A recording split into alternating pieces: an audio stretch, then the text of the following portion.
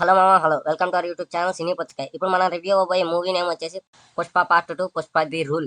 Just ఇప్పుడు early morning show complete అయింది. ఒకవేళ మీరు ఈ మూవీకి వెళ్ళాలి అనుకుంటే కన్ఫామ్ గా వెళ్ళండి. మీకు ఈ మూవీ నచ్చవచ్చు నచ్చకపోవచ్చు, అదైతే మీ ఇష్టం. ఇంకా మూవీ స్టోరీలోకి వెళ్ళిపోతే పుష్ప పార్ట్ 1 ఎక్కడైతే ఎండ్ అవుతుందో పార్ట్ 2 అక్కడి నుంచి కంటిన్యూ అవుతుంది. అంటే పుష్ప పార్ట్ 1 ది రైజ్, అంటే పుష్ప ఎలా రైజ్ అవుతాడు, అంటే కూలీ నుంచి సిండికేట్ మెంబర్కి ఎలా రైజ్ అవుతారని పార్ట్ 1 లో ఉంటది.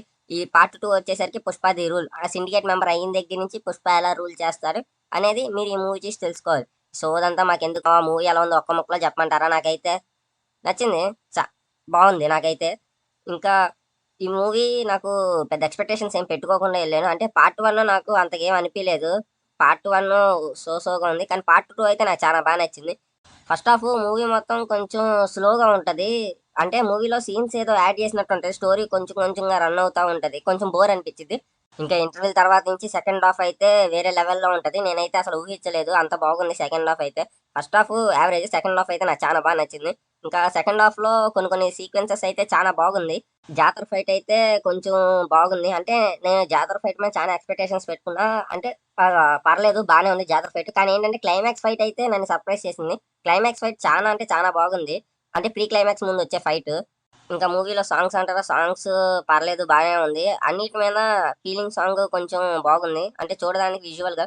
కిసిక్ సాంగ్ అయితే చెప్పినంత అయితే ఏం లేదు. అంటే శ్రీలీల డాన్స్ కూడా అంతగా నాకైతే ఏం అనిపించలేదు. ఇంకా బీజిఎం విషయానికి వచ్చేస్తే ఫస్ట్ హాఫ్ అంటే పుష్ప పార్ట్ 1 లో ఏమైతే యూజ్ చేశారో ఇందులో కూడా కొంచెం అదే యూజ్ చేశారు. కొన్ని కొన్ని సీన్స్ దగ్గర బీజిఎం ఇంకా బాగా వర్కౌట్ అయ్యేది. అంటే సీన్స్ లో పర్ఫార్మెన్సెస్, యాక్టింగ్ బాగుంటుంది. అంటే యాక్టర్స్ బాగా యాక్ట్ చేస్తున్నారు. కానీ ఏంటంటే బీజిఎం కొంచెం లోగా ఉంది. అదే టైంకి కొంచెం ఇంకా బాగా ఇచ్చుంటే సీన్ బాగా హైలైట్ అయ్యేది. ఎనివే మూవీ మాత్రం నాకైతే ఓవరాల్ గా బాగా నచ్చింది.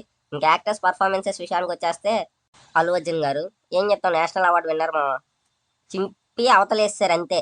ఇంకా రష్మిక మందన గారి రోలు బాగుంది. అంటే చాలా సీన్స్ చాలా బాగా ఉంది. తన యాక్టింగ్ అయితే చాలా ఇంప్రూవ్ అయింది ప్రీవియస్ ఫిలిమ్స్ తో పోలిస్తే ఈ మూవీలో అయితే.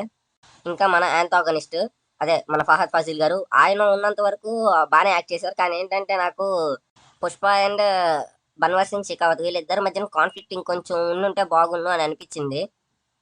ఇంకా మిగిలిన యాక్టర్స్ వాళ్ళకి ఇచ్చిన రోల్లో వాళ్ళు బాగానే పర్ఫామ్ చేశారు. ఈ మూవీని ఫ్యామిలీతో వాచ్ చేయొచ్చు అంటే చేయొచ్చు. అంటే కొన్ని సీన్స్ దగ్గర కొంచెం ఇబ్బందిగా ఫీల్ అవుతారు. అంటే ఫీలింగ్ సాంగ్ దగ్గరను కొంచెం చిన్న చిన్న సీన్స్ ఉంటాయి, అక్కడ కొంచెం ఇబ్బందిగా ఉంటుంది. ఓవరాల్ గా మూవీ అయితే చాలా బాగుంటది.